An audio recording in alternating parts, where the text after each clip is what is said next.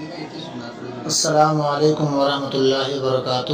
حضرت جی رابع مولانا سعد صاحب کا خط شیخ الاسلام حضرت مولانا مفتی تقی عثمانی دامت برکاتہ العالیہ کے نام۔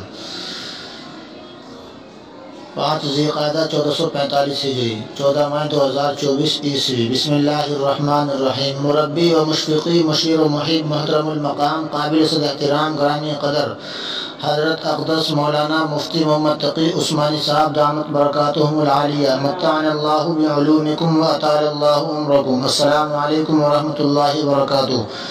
امید ہے کہ مزاج عالی بخیر و عافیت ہوں گے۔ احقر کا جناب سے قلبی تعلق کی بنیاد پر مختلف مسائل پر مراسلت کا سلسلہ رہا اور جناب نے اپنے قیمتی مشوروں سے نوازا اور اصلاحات فرمائی۔ اس خط کے ارسال کرنے کا مقصد یہ ہے کہ بعض احباب نے میرے پاس آپ کی تقریر تحریری شکل میں بھیجی ہے، جس میں میری طرف یہ بات منسوب کی گئی ہے کہ انفرادی دعوت ہر مسلمان کے ذمہ فرض عین ہے، اور یہ بات میں نے جناب کی طرف منسوب کر کے کہی ہے، اور اس کا مطلب بندے نے سمجھا ہے کہ دعوت ہر مومن کے ذمہ فرض عین ہے، فرض کفایہ نہیں ہے، یعنی ہر مسلمان خود اس کے پاس جا کر دعوت دے، اور گشت کا موضوع بھی امر بالمعروف اور نہی عن المنکر ہے۔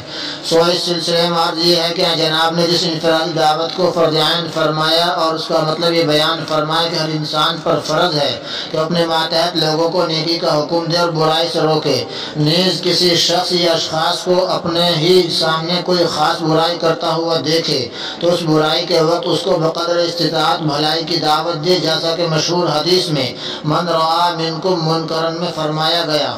بندہ بھی اسی مطلب و تشریح کے ساتھ انفرادی دعوت کو فرض عین سمجھتا ہے، نیز مروجہ اعمال دعوت اور اس کے طریقوں کو فرض عین نہیں سمجھتا، بلکہ اس فریضے کی ادائیگی کی شکلوں میں سے ایک شکل اور اس کے لیے معین و مددگار سمجھتا ہے۔ اگر جناب کی مراد سمجھنے میں بندے سے غلطی یا چوک ہوئی ہو تو اس کے لیے تہ دل سے معذرت خواہ ہے، نیز آئندہ بھی بندہ جناب کی توجہات اور توجیہات کا طالب رہے گا۔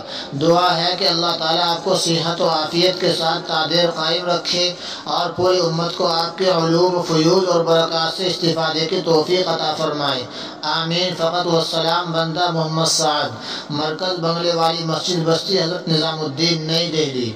آپ حضرات کمنٹ میں اپنی رائے ضرور دیں اور دعا فرمائیں کہ اللہ تعالیٰ دونوں اکابر کی عمروں میں خوب برکتیں عطا فرمائیں۔ السلام علیکم ورحمۃ اللہ۔